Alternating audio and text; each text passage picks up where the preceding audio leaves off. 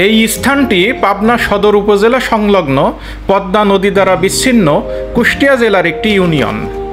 কুষ্টিয়া জেলা পদ্মার দক্ষিণ পাড়ে অবস্থিত, কিন্তু চর সাদিপুর কুমারখালী কুষ্টিয়ার এই অংশটি পাবনা সদর উপজেলা সংলগ্ন পদ্মার উত্তর পাড়ে অবস্থিত। মাস্ক পরে অটোতে উঠে পড়লাম শুকিয়ে যাওয়া পদ্মার ধুলাময় পথ অতিক্রম করার জন্য। শুকনো মৌসুমে পদ্মার এই রাস্তায় পরিবহনের জন্য আগে ঘোড়ার গাড়ির প্রচলন ছিল, কিন্তু বর্তমানে তা সম্পূর্ণটাই ব্যাটারি চালিত অটোরিকশার দখলে।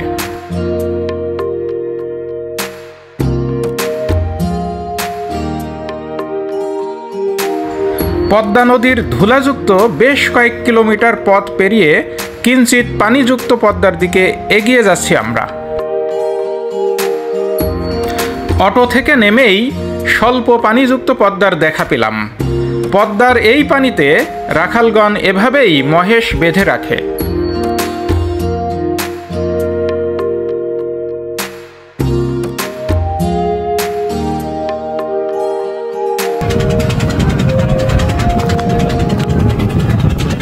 নদীর এপারের ঘাট থেকে একটি নৌকা কিছুক্ষণ আগে ছেড়ে দিল কুষ্টিয়ার ওই পারে যাওয়ার জন্য। স্বল্প পানির এই পদ্মায় অনেকেই বড়শি দিয়ে মাছ ধরে থাকে। নদীর গতিপথ অনেক বিস্ময়কর, এবং এই বিস্ময়করের প্রতিফলন কতটা অবাক করা বিষয় সেটা দেখলেই বোঝা যায়। আমরা অটোতে করে যে পথ ধরে আসলাম সে পথ যেমন এই পদ্মার অংশ, আবার ওই যে মাঝখান দিয়ে যে চর দেখা যাচ্ছে এই চরের ওই পাশেও স্বল্প পানিযুক্ত পদ্মার আরেকটি অংশের দেখা মিলবে।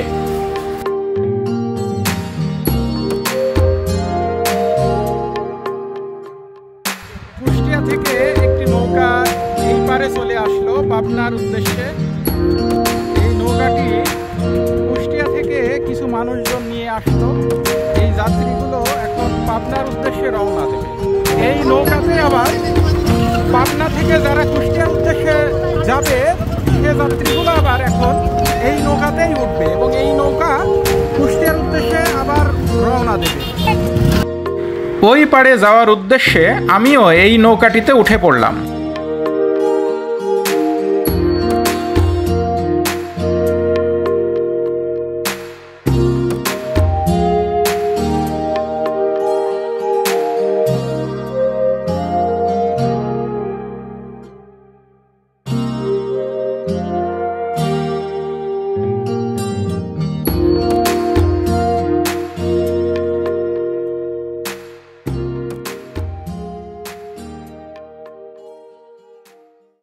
খুবই অল্প পরিমাণ পথ অতিক্রম করে আমরা এখন এই পারে চলে আসলাম। অর্থাৎ বর্ষা না থাকলে নদী যে কত ছোট হয়ে যায় এটি তার বাস্তব প্রমাণ।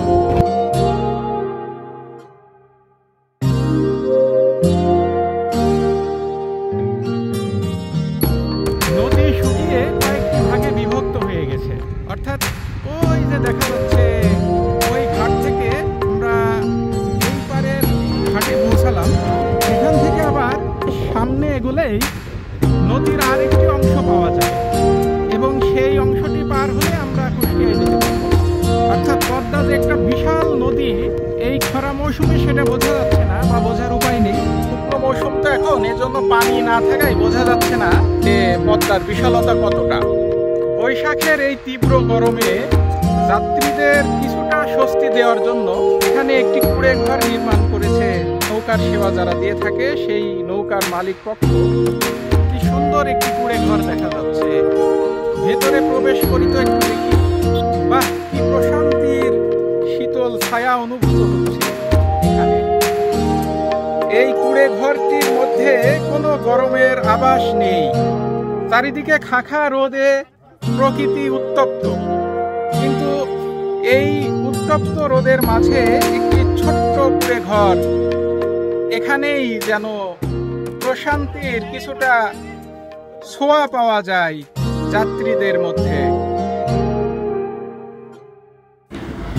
পদ্মার আরেকটি অংশ পাড়ি দেওয়ার উদ্দেশ্যে এই বালিযুক্ত চর অতিক্রম করতে আবারও আমাদের অটোতে উঠতে হলো।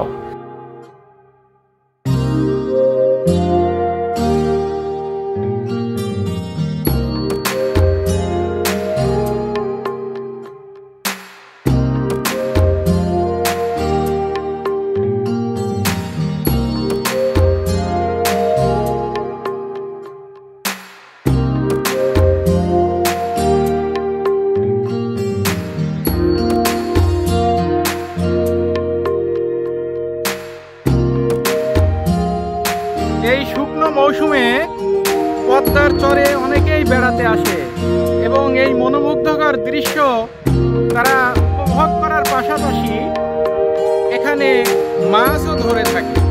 দেখা যাচ্ছে বেশ কিছু মানুষ, শিশু বয়সীরাও এখানে মাছ ধরতে ব্যস্ত। তুমি তো নিজেই ধরেছো মাছ? বাহ, তুমি তো অনেক চঞ্চল এবং মাছ ধরতে অনেক পটু, তুমি বোঝা যাচ্ছে। আবাল বৃদ্ধ বনিতাদের মাছ ধরার এই দৃশ্য এখানকার একটি বিচিত্র সৌন্দর্যের অংশ। এই পদ্মার চর এখন সমুদ্র সৈকতের কিছুটা রোমাঞ্চকর অনুভূতি দিচ্ছে মনে হচ্ছে।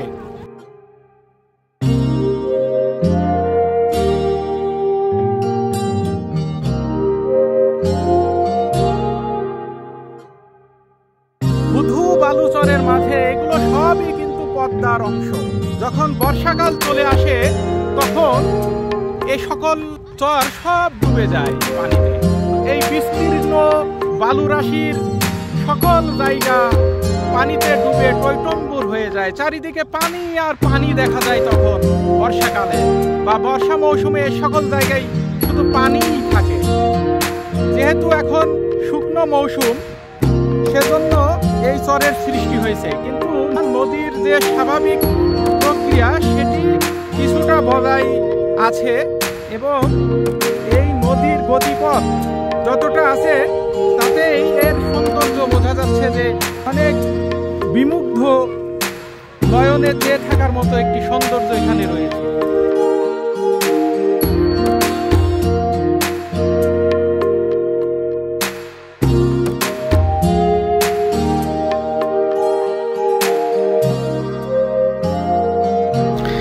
গোধূলির আগমন বার্তা নিশ্চিত হলেও এখানকার কোলাহলপূর্ণ ব্যস্ততা চলতে থাকে সন্ধ্যা পর্যন্ত।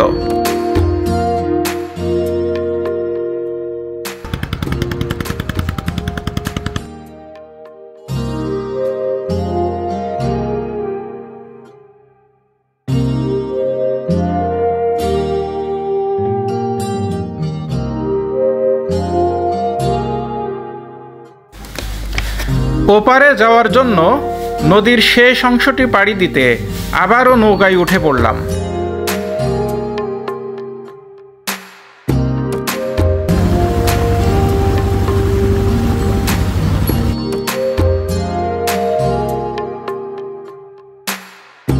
ওই যে দেখা যায় ডিঙি নৌকা। ডিঙি নৌকাতে করে মাছ ধরার এমন দৃশ্য আবহমান কাল ধরে চলে আসছে।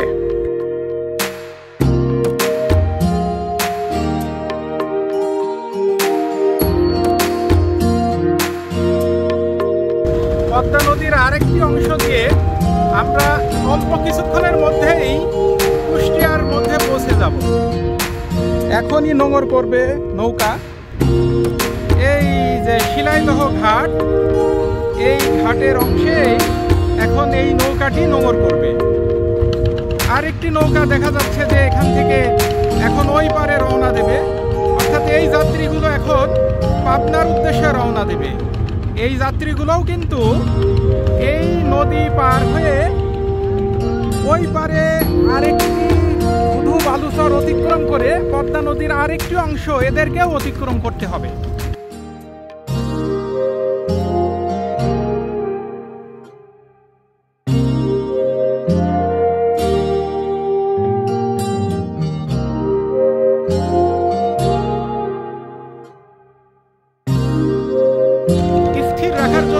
নৌকাটি এখনই রশি দিয়ে বেঁধে ফেলা হচ্ছে।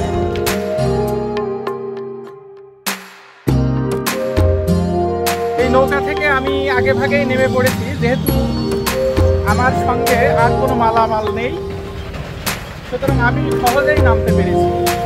যাদের সঙ্গে মালামাল আছে বা যাদের সঙ্গে যানবাহন বা গাড়ি আছে তাদেরকে একটু ধীরে সুস্থে নামার প্রক্রিয়া অবলম্বন করতে হয়। এখন কুষ্টিয়ার উদ্দেশ্যে রওনা দেব। ধর এর মধ্যে কি আছে চাচা? বেগুন। এই নৌকা যোগে নিয়ে আসছেন নাকি? এটা কি কুষ্টিয়া থেকে, এই পাবনা থেকে নিয়ে আসছেন? আতাইকুলা পাবনা থেকে। এখন যাবে কোথায়? ঝিনাইদহ বাজারে এগুলো বিক্রি করবেন নাকি? তার মানে ওই পার থেকে এবারে দাম বেশি পান, একটু লাভের জন্য এই পারে নিয়ে আসেন। ও আচ্ছা আচ্ছা, ধন্যবাদ।